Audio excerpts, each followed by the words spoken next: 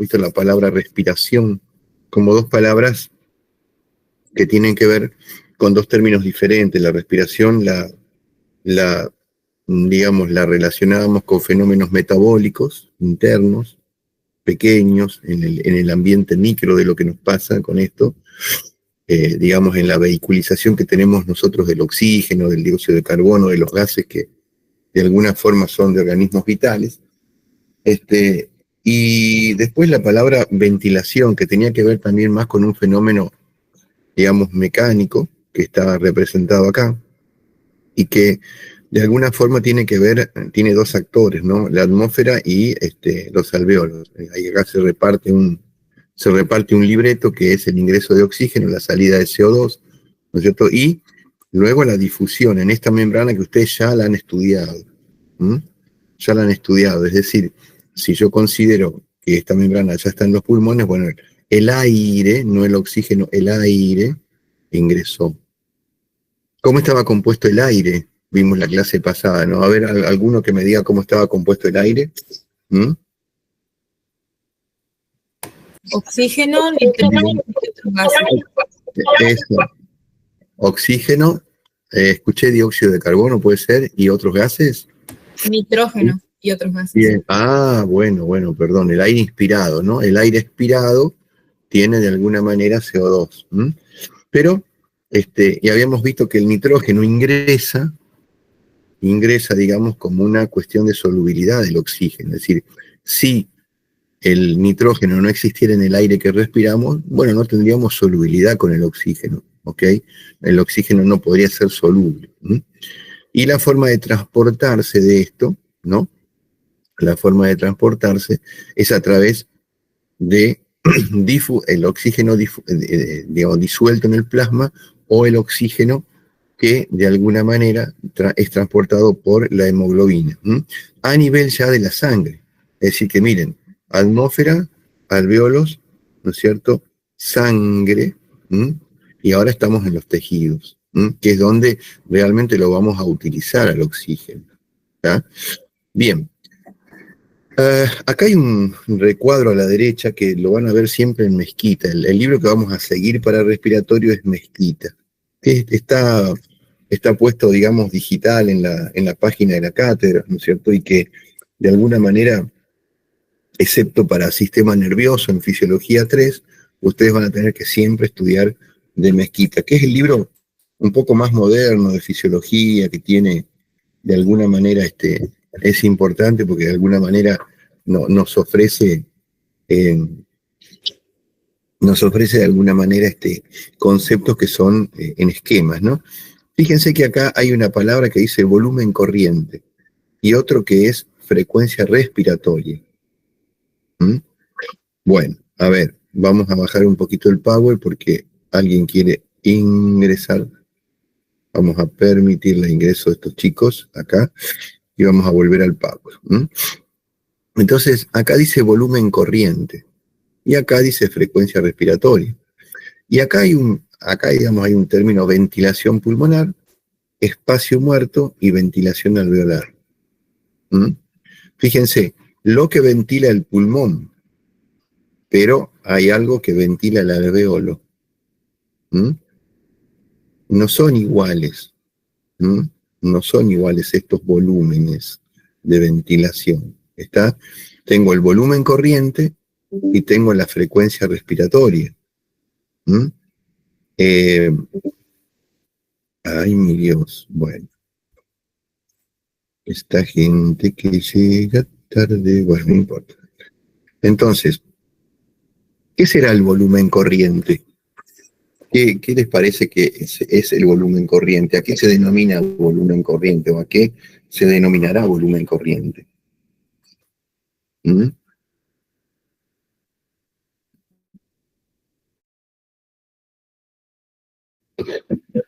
¿Qué será el volumen corriente? ¿Será el volumen de todo momento? ¿Será el volumen que yo manejo en cada inspiración y en cada expiración? ¿Eso será el volumen corriente?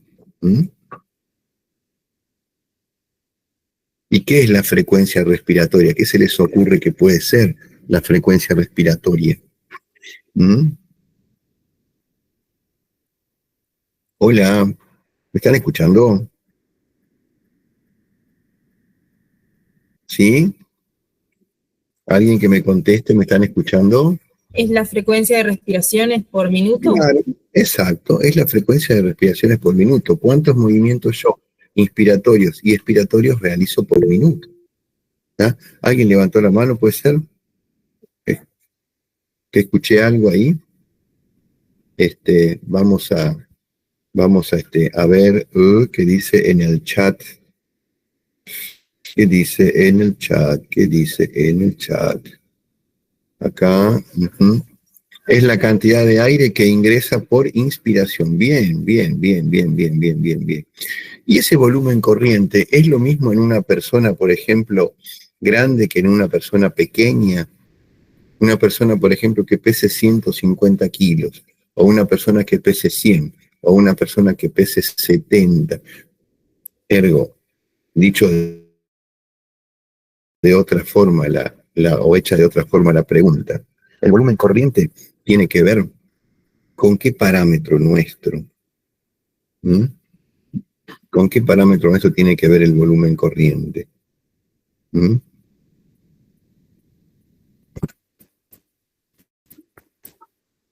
¿Mm? Con la edad y con la contextura del paciente. Con la edad, con la contextura del paciente.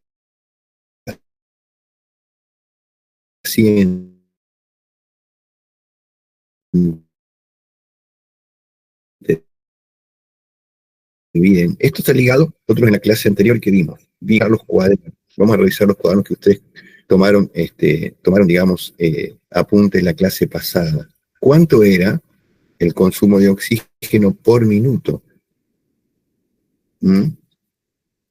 Por kilo y por minuto, que yo necesito básico, que necesitamos. 3,5 puede ser. 3,5, exacto, 3,5 mililitros por kilo por minuto. ¿Está? Entonces, fíjense que eso también me relaciona con volumen corriente, porque si yo tengo 100 kilos, 3,5 son 350 mililitros en total en un minuto, con los kilos que tiene ese paciente, 100 kilos. ¿Mm? Entonces, yo voy a dividir, ¿no es cierto? Voy a calcular, ¿Mm? Se calcula mililitros por kilo, ¿no? Mililitros por kilo, bien, y se los multiplica. Un volumen corriente se calcula entre 8, si quieren anotar, hasta 10 y hasta 12 mililitros por kilo del paciente. Vale decir que un paciente que pesa 100 kilos, si yo le calculo a 8, ¿no? Va a tener, ¿no?, 800 mililitros de volumen corriente. Lo normal, lo que todos los libros dicen, que es para 70 kilos, más o menos es 500 mililitros de volumen corriente. Eso quiere decir que 500 dividido en 70, ustedes ya sabrán, digamos, cuánto nos da. Eso, digo esto para que ustedes se ubiquen rápidamente, ¿no? En cómo nosotros, por ejemplo, un organismo de 70 kilos tiene 7,14, si yo divido 500 en 70 kilos. Eso, si yo divido eso, ¿no? Es 7,14 mililitros por kilo.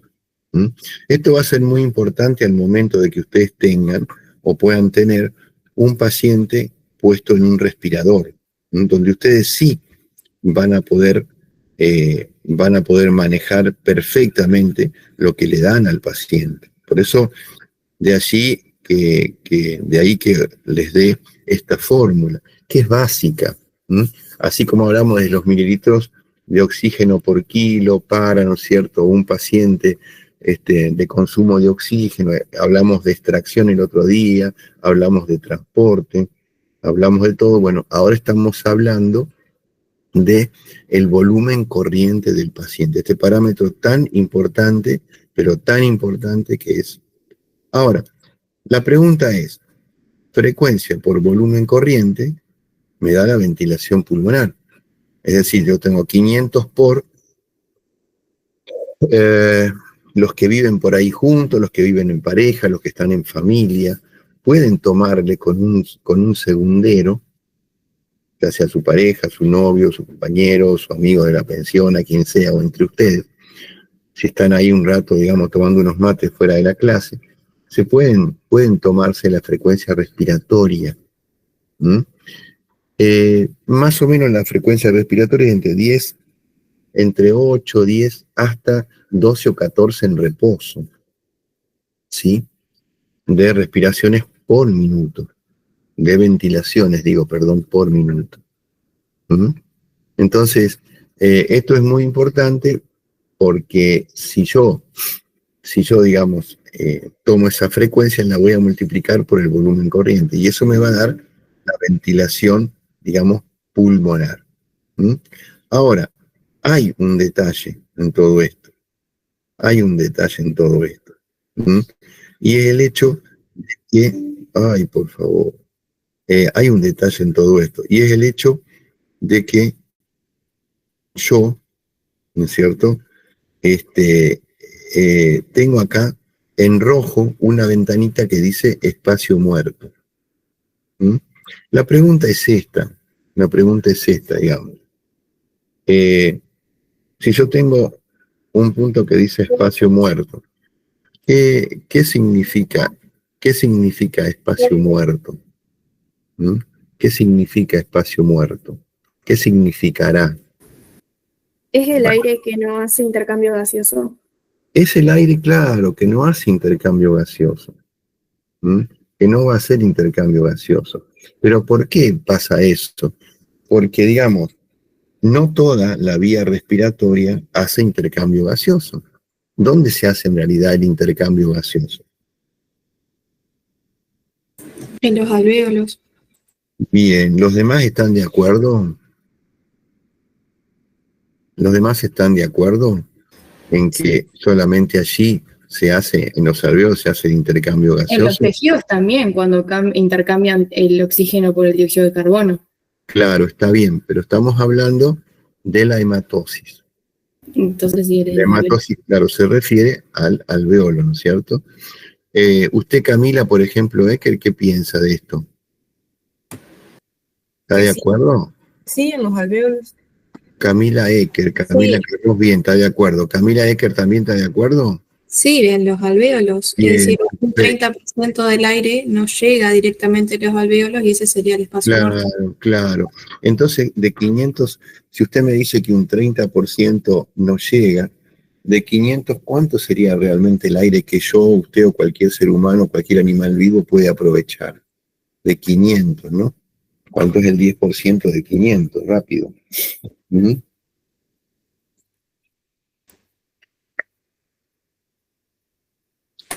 50.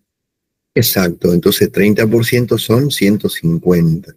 Eso es lo que no hace intercambio. Y eso es lo que perdemos. Y hay un problema más todavía. Ustedes van a asistir, por ejemplo, a pacientes en terapia intensiva que tienen tubos endotraqueales puestos. Saben todo lo que es un tubo endotraqueal, ¿verdad?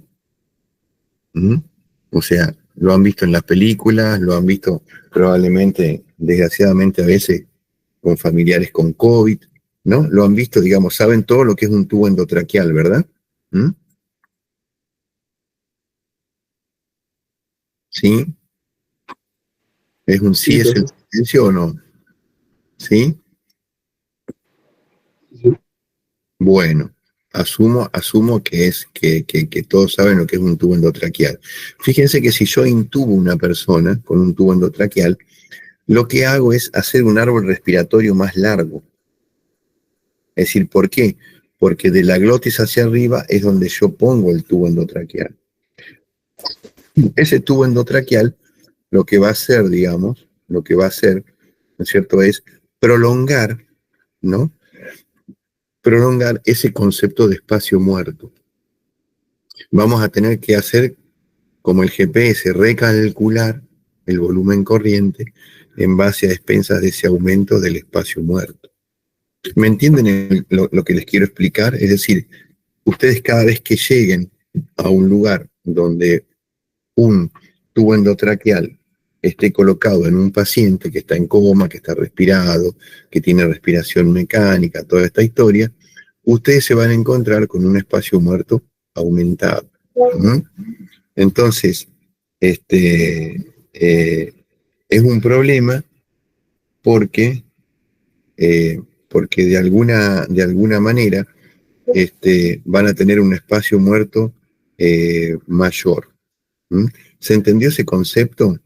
No es que, digamos, y el paciente que de alguna manera tiene una patología pulmonar que en un lugar del pulmón, anatómicamente, en un lóbulo o en todo un pulmón, no permita intercambio gaseoso, también va a funcionar en cierta forma como espacio de no ventilación y se va a establecer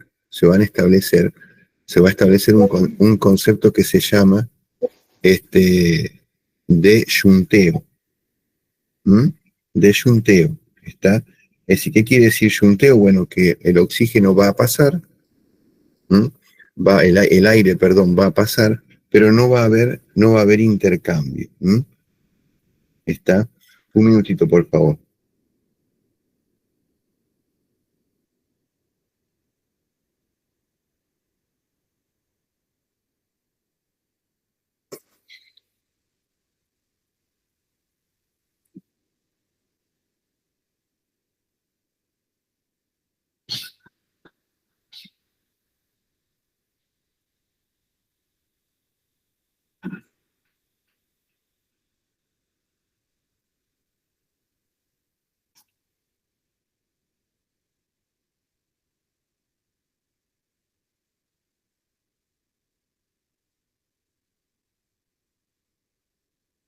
Un momentito, por favor.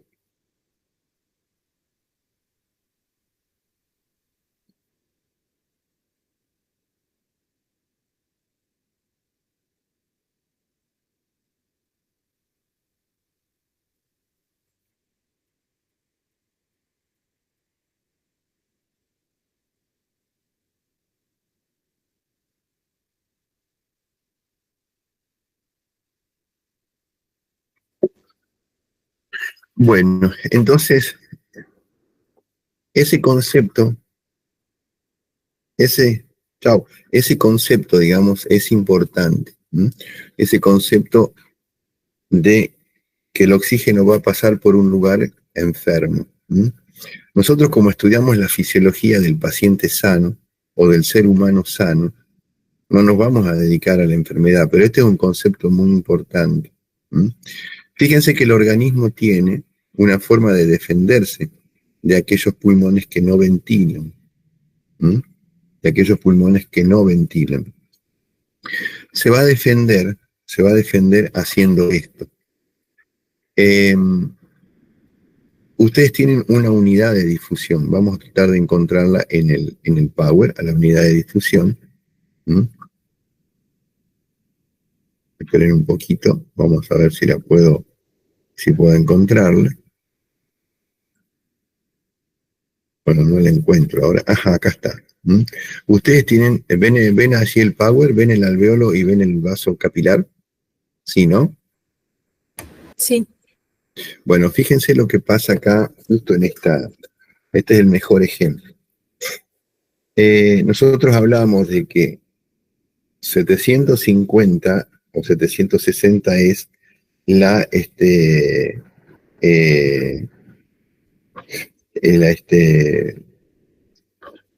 momento. Ay, Dios.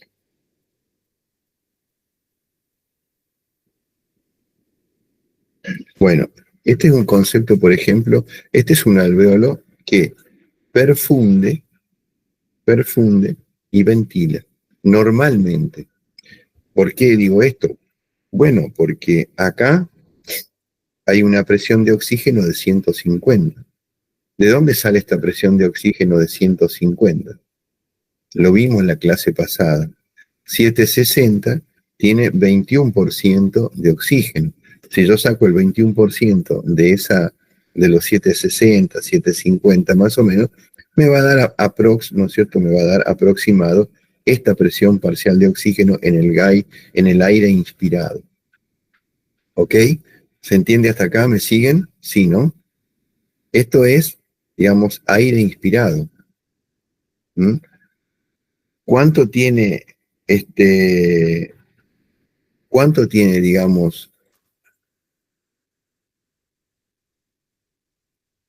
cuánto tiene, por ejemplo, esto, digamos, acá, de PCO2, de CO2, el aire inspirado? ¿Tiene dióxido de carbono el aire que yo inspiro o que ustedes inspiran? No. Perfecto, salvo que esté contaminado, toda esta historia, ¿no es cierto? No, es un aire limpio de CO2. Entonces, el aire que viene, digamos, es decir, el aire, digamos, los gases que vienen por acá, fíjense, PCO2 de 40.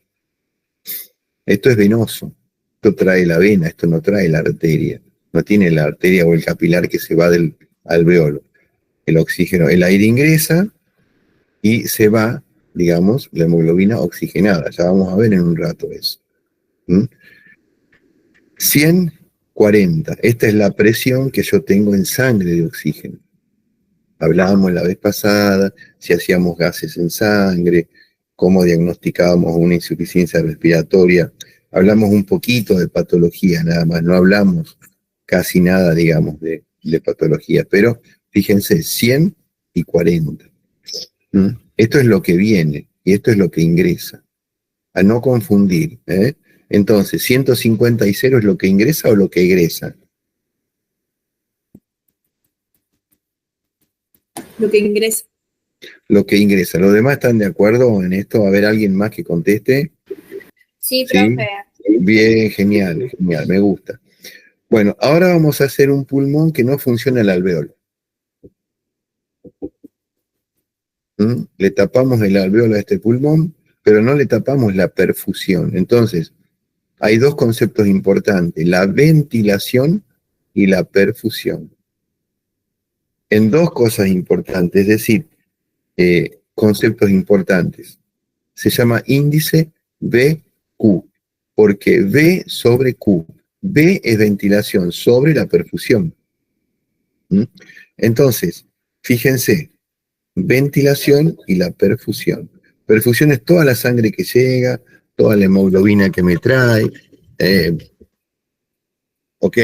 Todo lo que viene para que yo oxigene esa hemoglobina y todo lo que se va oxigenado. Ahora este alveolo que está acá no ventila, o sea, no pasa el aire dentro del alveolo. Entonces fíjense cómo cayeron las presiones. 40, CO2 45, porque es lo que viene. Y la PO2, porque este paciente tiene una presión de oxígeno baja porque no ventila. Bueno, entonces, se taponó acá. Ahora hacemos lo inverso. Taponamos acá. Hasta acá llega, ¿no? Pero para estas dos situaciones, el organismo tiene una defensa, porque este alveolo no ventila bien. O sea, yo, si tuviera alveolos así, no me estoy oxigenando bien. Estaría en una insuficiencia respiratoria. Y acá tengo un tromboembolismo pulmonar, tampoco me estoy oxigenando bien, porque el oxígeno que llega no puede seguir porque tiene un stop. Dos situaciones que van a ver comúnmente en la terapia intensiva o van a ver en sus pacientes todo el tiempo cuando hagan prácticas ya en la carrera y después cuando se reciban. Entonces, vamos a hacer esto. Vamos a imaginar cómo haría en todo, porque este es un sector nada más del pulmón. Imaginar cómo se defendería el pulmón o cómo deberíamos defendernos para poder oxigenarnos bien. Digo, ¿para qué voy a hacer pasar sangre por acá si no la oxigeno? Eso es lo que ya pensó la naturaleza. ¿Está? ¿Para qué voy a hacer pasar, digamos, aire por acá si no pasa sangre? Entonces, hay un reflejo que el pulmón y el organismo ponen en situación que se llama reflejo de vaso pulmonar, o sea, de vasoconstricción pulmonar hipóxica. ¿Qué quiere decir eso? El organismo detecta que acá hay mala ventilación. Entonces, manda un reflejo, ¿no?, para que este vaso se cierre. Es decir, por este sector no va a pasar sangre y por este sector tampoco. Porque acá esto ventila bien, pero no perfunde bien. Esto ventila mal, pero perfunde bien. Pero en definitiva, ninguno de los dos sirve. Este sí, el primero sí sirve. Acá la ventilación, perfusión es igual a 1. Acá es 0 y acá es finita. Infinita. Es decir, relación, ventilación, perfusión. ¿Qué es la perfusión? Paso de sangre. ¿Qué es la ventilación? El ingreso de aire. ¿Se entendió el concepto bien? No quiero hablar mucho de patología, no quiero hablar mucho de enfermedad, pero sí les hablo de que en los alvéolos están rodeados de capilares y tienen esta membrana: epitelio alveolar, líquido intersticial y el endotelio capilar. El aire va a pasar desde acá hacia acá. Capa de líquido alveolar, dice acá. ¿Qué líquido tiene el alveolo? Capa de líquido alveolar. ¿Es normal que un alveolo tenga líquido adentro? ¿O qué tiene que tener el alveolo adentro? ¿No tienen surfactantes para que no colapse? Tiene surfactante para que no colapse. Tiene surfactante para que no colapse. Es decir, ¿y por qué? ¿Cuál es la verdadera acción del surfactante? ¿Por qué el surfactante impide que el alveolo colapse? ¿Cómo trabaja el surfactante? Hay chicos que nacen sin surfactante, porque ustedes van a ir a una terapia neonatal, pero hoy se les pone surfactante a los chicos, viene sintético el surfactante. Se fabrica farmacológicamente el surfactante desde hace muchos años. Entonces, se pone surfactante y se fabrica. Pero ¿qué es lo que hace el surfactante? Mantiene un equilibrio entre las presiones. Entre las presiones o entre las tensiones. ¿Qué sería mejor hablar ahí?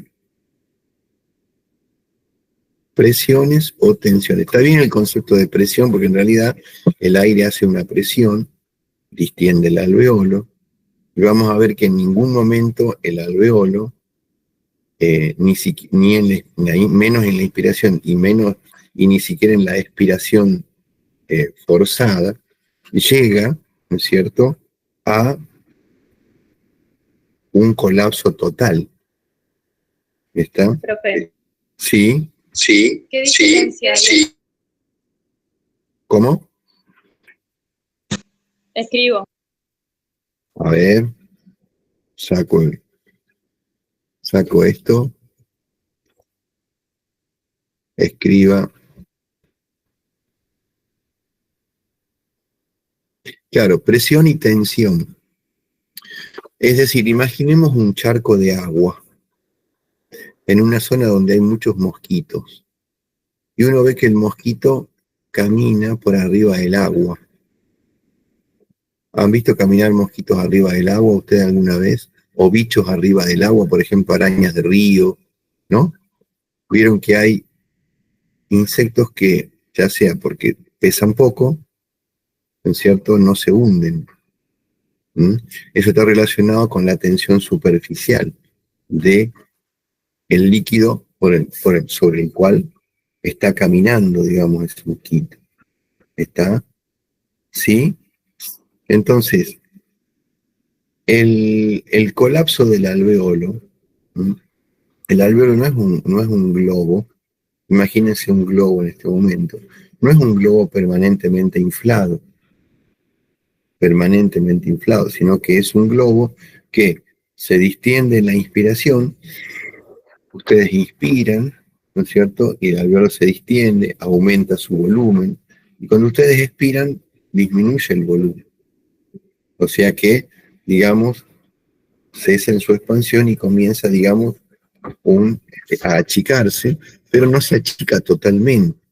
Eso vamos a ver que depende de muchas cosas. Depende por ejemplo, de que el alveolo tiene por afuera fibras que le impiden el colapso, fibras que tiran de su pared externa y que le impiden el colapso. Segunda cosa, el alveolo, ¿no es cierto?, tiene un volumen, ¿no?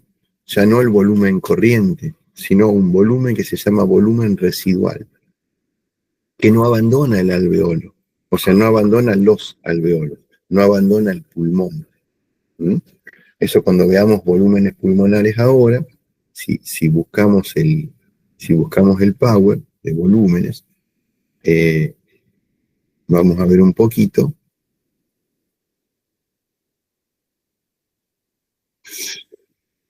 Vamos a ver un poquito acá, ¿no es cierto? Lo de volúmenes. ¿Mm? Fíjense, el volumen corriente es lo que yo y ustedes están respirando en este momento, pero por ejemplo, yo vengo respirando volumen corriente, que es insensible, y de pronto inspiro profundamente, y uso la capacidad inspiratoria, más el volumen corriente. Es decir, ¿no? Yo inspiro hasta acá, vamos a ver qué me impide seguir inspirando fisiológicamente.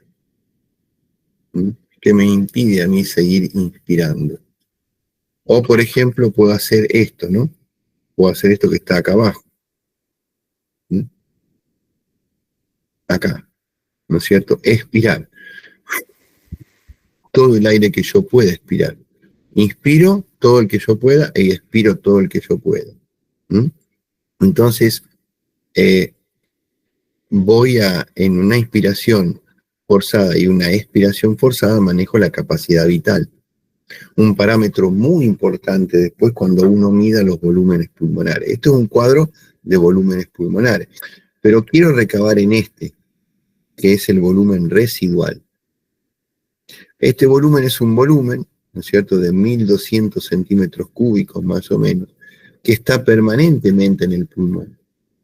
Se intercambia, pero no sale del pulmón. Y este volumen es en parte el que permite que yo no tenga un alveolo tipo 2 o tipo 3. No tengo un alveolo tipo 2 o tipo 3. ¿Está? Es decir, de los que yo le mostré recién, sino que siga teniendo un alveolo que de alguna manera sigue realizando intercambio. Sigue trabajando. Pero se nutre de muchos elementos para realizar esa cuestión de no colapsarse. Si yo colapsara el alveolo, bueno, me sería muy difícil despegarlo por tensión superficial. La tensión superficial, ¿qué es? Que no es presión. Ya definimos presión, ¿no? La tensión es la fuerza, digamos, de unión o de repulsión que tienen las partículas de un líquido en su superficie. Eso es la tensión superficial. Otra cosa es la explicación física que pueda tener la tensión superficial. Pero el surfactante lo que hace es disminuir la fuerza o la tensión con que las moléculas se atraen de un líquido. Entonces, por eso, digamos, por eso de alguna manera, el surfactante trabaja manejando la tensión en la superficie externa del alveolo. ¿Quién produce el surfactante? ¿De dónde sale? El neumocito tipo 2 puede ser. Los neumocitos tipo 2. O sea, son células propias que tienen la pared del alveolo. No le pide prestado a nadie nada, sino que él simplemente produce, ¿no?, ese surfactante. ¿Está? Es muy importante todos estos conceptos. El alveolo no se colapsa jamás. Volumen residual, porque tiene fibras elásticas, porque, digamos, tiene digamos, el surfactante, por la presión del propio aire, que es el volumen residual en realidad. Es decir, ojo con esto, porque es un alveolo tipo 1, como el que tenemos ahí. No es ni tipo 2 ni tipo 3. El tipo 2 no ventilaba y el tipo 3 no perfunda. Así que estamos listos, ¿no? Si tuviéramos alvéolos tipo 2, digamos, o 3. Y siempre tengo que manejar las presiones. Fíjense que la presión, el otro concepto, aparte de ventilación y de presión atmosférica, es la presión alveolar de oxígeno. Cuando uno se remite a ese parámetro, hablamos de la presión de oxígeno que va a impactar en el alveolo. En el alveolo va a impactar la presión del aire, pero va a impactar una presión parcial de oxígeno que es de 150 milímetros de mercurio, que corresponden al 21%, vuelvo a repetir, de 760, que es la presión atmosférica. Muy importante porque todo esto se pregunta en el parcial, con verdadero o falso, con palabras de arrastre, con un montón de cosas. Y se preguntan los volúmenes pulmonares, ¿no es cierto? Es decir, hemos definido el volumen corriente como el volumen que, de alguna manera, es el que movemos, es el que movemos en cada inspiración y expiración. Acá. ¿Está? Entonces, ¿cuántos son? 500. ¿De dónde sale? Bueno, si uno tiene que calculárselo a un paciente, vimos que está respirado o que no puede manejar per se su volumen corriente, vamos a ver cómo se maneja la ventilación, la respiración, y quién la maneja, y quién nos hace en realidad respirar, y por qué respiramos. Hay un fenómeno mecánico que tiene que ver con la presión atmosférica, con la presión alveolar, pero hay un fenómeno eléctrico que tiene que ver con el sistema nervioso, y que tiene que ver nada más y nada menos con una bomba diafragmática. Esta bomba diafragmática o este músculo diafragma hoy tiene, digamos, conceptos muy importantes en respiración.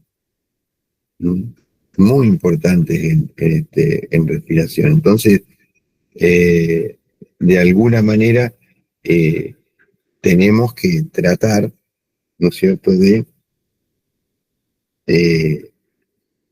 digamos, de entender cómo funciona el diafragma, su contracción y su relajación, inspiración, expiración. ¿Quién inerva el diafragma? ¿Qué nervio inerva el diafragma? El vago. ¿Sí? A ver. El nervio frénico. Ajá. Me gusta más el frénico. Bien, me gusta más el frénico. El vago lo vamos a volver a estudiar en sistema nervioso cuando estudiemos sistema autónomo. Ojo con eso porque, digamos, es muy, pero muy importante. El vago, no se lo olviden. ¿De dónde se genera el frénico? ¿De qué vértebra? ¿De qué raíces cervicales? ¿Se acuerdan? Googleenlo rápido. Origen del frénico.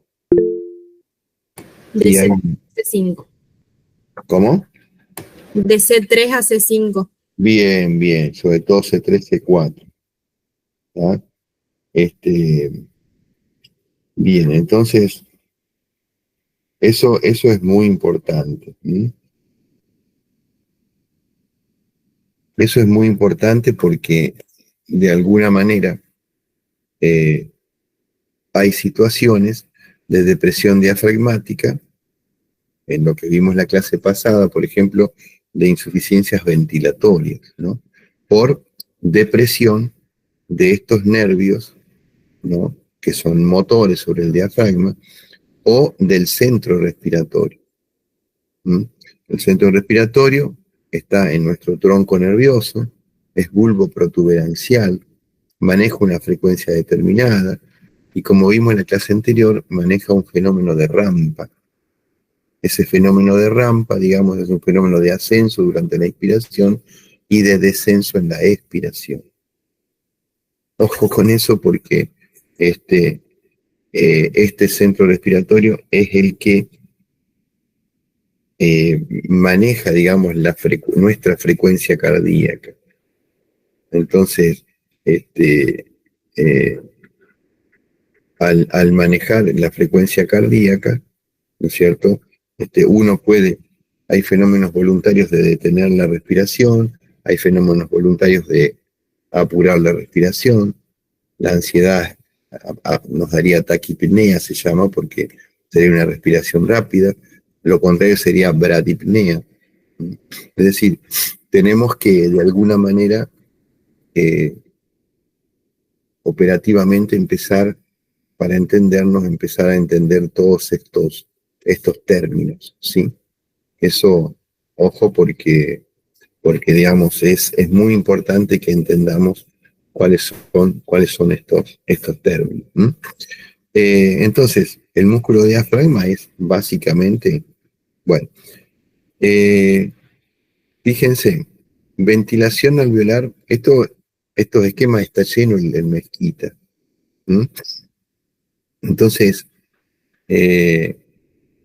¿cuáles son los factores importantes en la determinación de la presión arterial de CO2?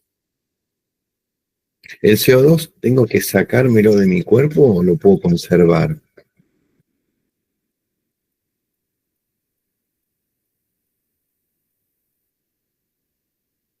¿El CO2 es algo malo para mí, para ustedes, si permanece en el cuerpo?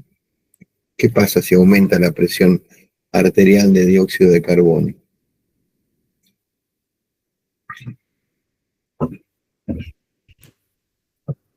¿Mm?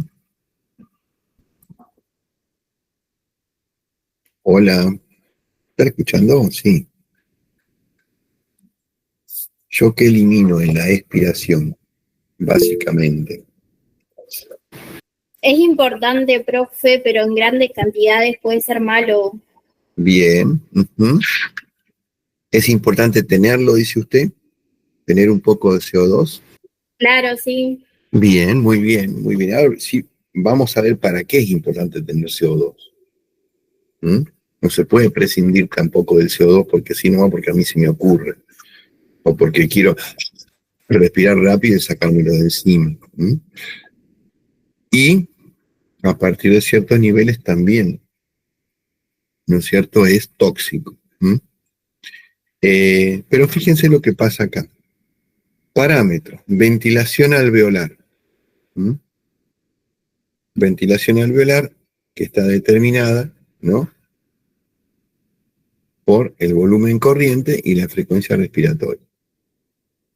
Volumen corriente y frecuencia respiratoria. Me sigue. Ventilación pulmonar, ventilación alveolar, o sea, ventilación pulmonar menos el espacio muerto, terminamos en ventilación alveolar. Acá, ¿qué hice? Bajé la ventilación alveolar y aumenté la producción tisular de dióxido de carbono, es decir, la producción de dióxido de carbono en los tejidos. ¿Qué pasó con eso? Ahí aumentó, ¿sí? Aumentó la producción de dióxido de carbono.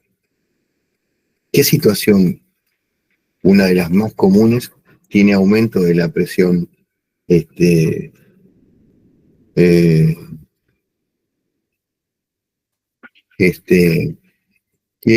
¿qué sería una situación de todos los días que aumente el consumo metabólico de las células, ya sea musculares, sea, no sé, en general, casi todas las células? Para dar un ejemplo práctico.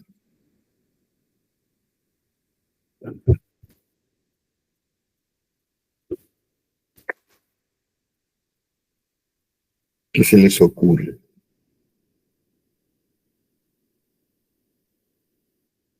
¿Puede ser cuando uno se agita? Sí, puede ser. ¿Y cuándo se agita uno generalmente? ¿Cuándo hace qué? Cuando corres, caminas. Actividad física. Un ejercicio físico, cualquiera, una actividad física. Un ejemplo, un ejemplo. Ahí estamos aumentando la producción de CO2. Hay que sacarlo. El organismo da una señal, ¿no? Para que esta frecuencia respiratoria aumente. ¿Quién la recoge? En sensores determinados, que dicen la presión arterial de CO2 está alta. ¿Dónde están esos sensores? Volvemos otra vez a fisiología 1. Volvemos a los malditos receptores. Malditos receptores otra vez. Si yo no tengo receptores para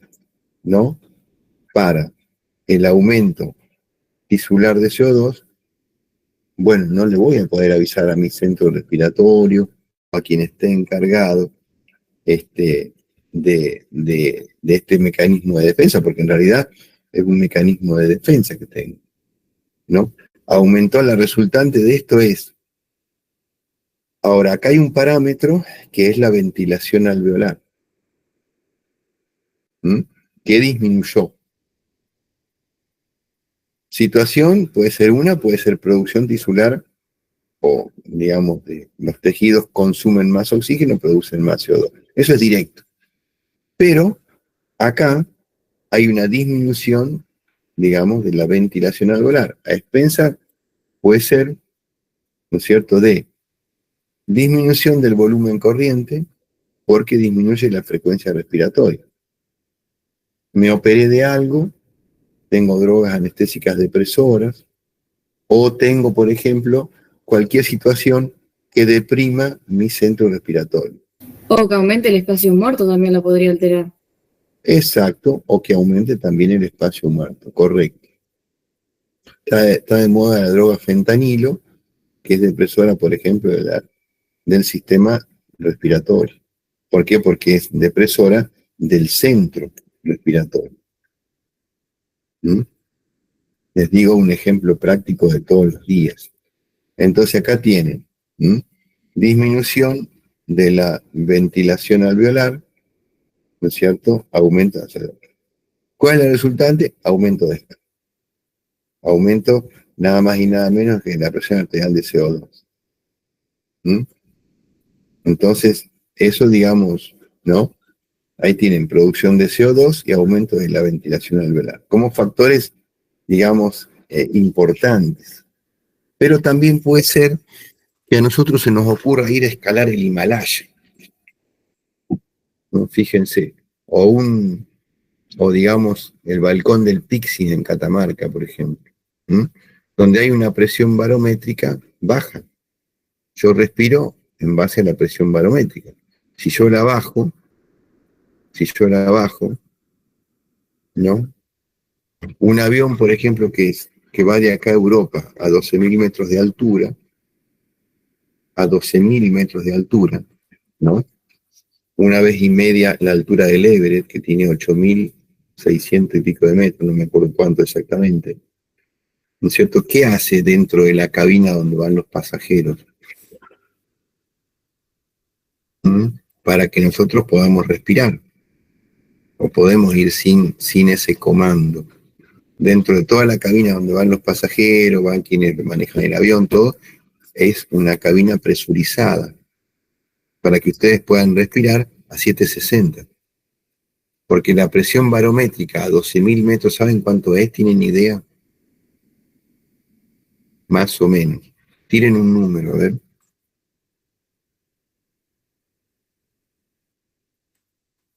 Lo normal es 760 acá a nivel del mar. Pero en Entre Ríos vivimos a casi muy poquitos metros sobre el nivel del mar, casi nada.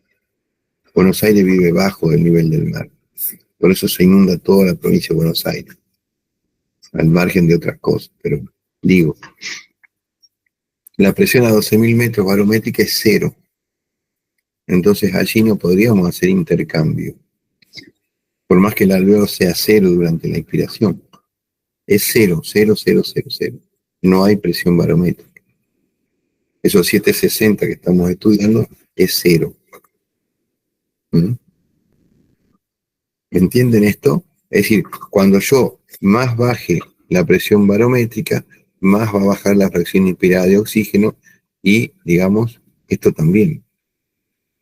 presión de oxígeno aire inspirado va a ser casi cero, no va a poder haber intercambio y no va a haber presión alveolar de oxígeno. ¿Está? ¿Entendieron esto? ¿Lo entendieron? Sí. Bien, entonces, secuencia, atmósfera, alveolos, sangre, tejidos, concepto de volumen corriente, lo que vimos ahora que ya está al final de clase, vimos frecuencia respiratoria y volumen, los dos hacen a la ventilación pulmonar que determinan la ventilación alveolar, y vimos el concepto de espacio muerto. Concepto de bomba diafragmática, lo vamos a volver a estudiar, lo vamos a volver a ver. Vimos ventilación alveolar disminuida, producción tisular de CO2, los dos factores más importantes para el aumento de la presión arterial de CO2.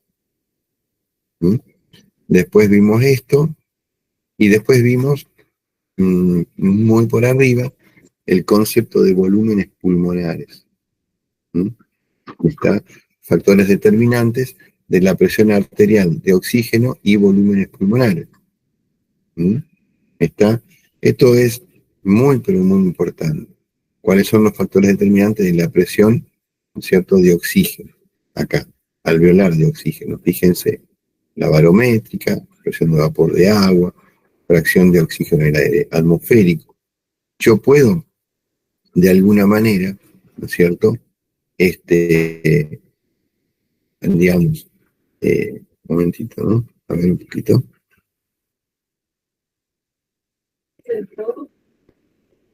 No sé. Sí, estoy terminando la clase, eso.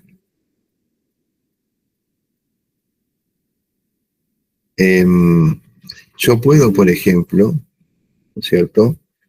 Yo puedo acá, por ejemplo, decir, bueno, puedo aumentar la fracción inspirada de oxígeno, que es lo que hablábamos el otro día en los casos de que la presión arterial de oxígeno de un paciente baje. Es decir, que esté abajo de 100 o abajo de 60, lo cual determinaría una insuficiencia respiratoria gasométrica. Es decir, yo le mido los gases al paciente y la presión arterial de oxígeno no me da 100, no me da 80, me da 60 o menos. Entonces ahí estoy en una insuficiencia gasométrica. El paciente tiene síntomas, se siente mal, se marea, no respira bien. Entonces, ojo con esta cuestión, porque yo lo que puedo hacer es acá poner máscaras con diferentes fracciones y con diferentes flujos, con una presión barométrica determinada del oxígeno que yo le suministro. Porque en este caso, si yo quiero aumentar la fracción de oxígeno, le voy a dar oxígeno al paciente, que es el oxígeno medicinal de un hospital o de una clínica. Yo puedo dar oxígeno 100% en vez de 21%, puedo dar oxígeno 50%, puedo dar oxígeno 28%, puedo dar oxígeno 35%, que son las máscaras que ustedes tienen disponibles en los lugares donde van a trabajar. ¿Se entendió? Y si es un respirador, ustedes pueden poner comandos para las diferentes fracciones inspiradas, sabiendo que si ustedes aumentan mucho la fracción inspirada, ustedes van a retirar surfactante de los alveolos, con lo que el paciente va a comenzar a colapsar alveolos.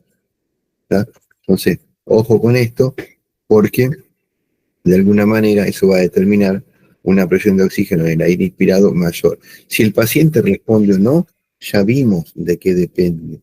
Depende de que esa membrana alveolar esté, digamos, intacta. Acuérdense que vimos que si el paciente tenía COVID, ¿se acuerdan, no? Del caso que dimos del COVID en la clase anterior. Si el paciente tiene COVID y tiene destruida su membrana, ¿no? ¿Qué le va a pasar a ese paciente? El paciente no va a aumentar la fracción inspirada porque tiene un problema que no es una insuficiencia respiratoria ventilatoria, sino tiene una insuficiencia respiratoria que tiene que ver con un problema estructural de su pulmón. ¿Está? Bueno, Acá vamos a dejar, tendrían para la próxima que hacer un repaso de la anterior y de esta clase. ¿Mm? A partir de acá vamos a seguir ya con conceptos más importantes. Vamos a ver en la próxima clase volúmenes pulmonares y vamos a ver si espirometría, que es la forma en que tenemos de cuantificar lo que son, digamos, todo lo que son los volúmenes pulmonares, ¿sí? Para ver, digamos, qué es lo que nosotros podemos medir y qué es lo que nosotros no podemos medir cuando, digamos, medimos volúmenes pulmonares. ¿Mm? Bueno, les doy las buenas tardes, muchas gracias. Estena, hola. Sí, ya les dije, el miércoles que viene va a ser igual la clase, desde acá la voy a dar, pues me toca dar clase para fuera del país, a médicos, entonces, a las 4 nos encontramos de vuelta. Ustedes van a continuar los prácticos, no hay problema, así que ya se arreglaron, así que ya me quedo tranquilo. Que anden muy bien, chao, hasta luego a todos. Gracias. Chao, profe. No. Chao, profe.